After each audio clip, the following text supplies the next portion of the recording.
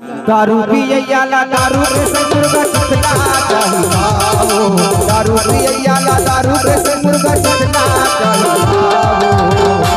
सही कही थो भाई, ऐसे का प्यार करैला चोरी चोरी ला चाहिए, प्यार करैला चोरी चोरी ला चाहिए।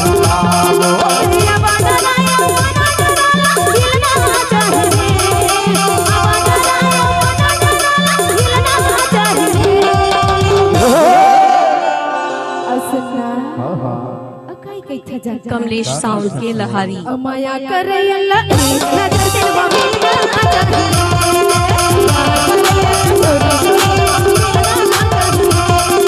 दारू पियला दारू के से मुर्गा चिकना चाहिए, दारू पियला दारू के से मुर्गा चिकना चाहिए।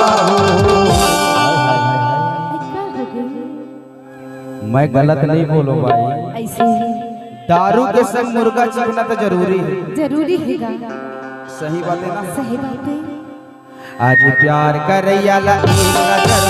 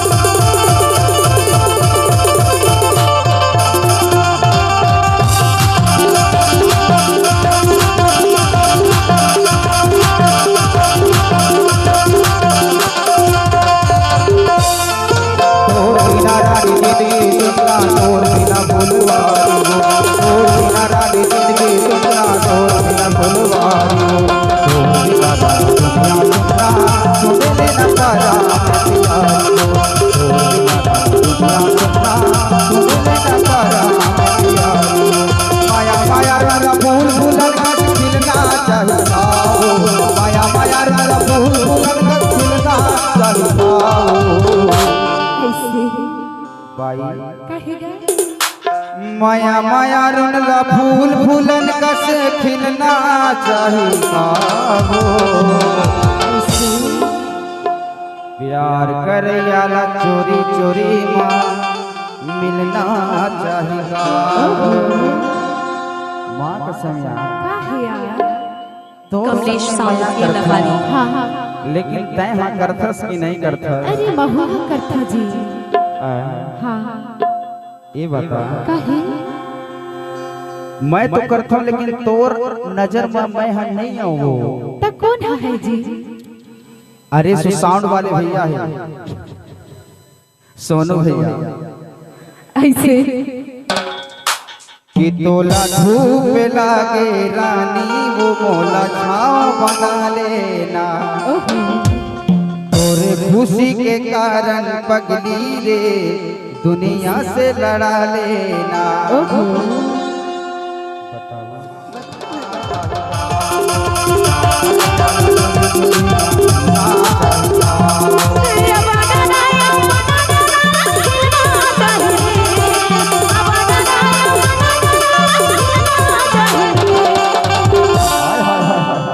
बिल्कुल नहीं मिलना चाहिए ना। काहे नहीं मिलना चाहिए? खबर की ना, खबर ये दुनिया मतलब की है,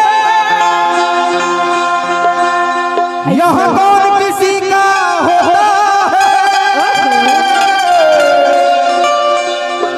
धोखा वही दे जाता है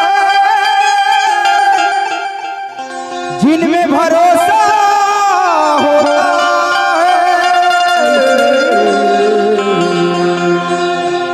देखल ले माया बेकार है, कैसे बची? प्यार बेकार है। हाँ प्यार करैला चोरी चोरी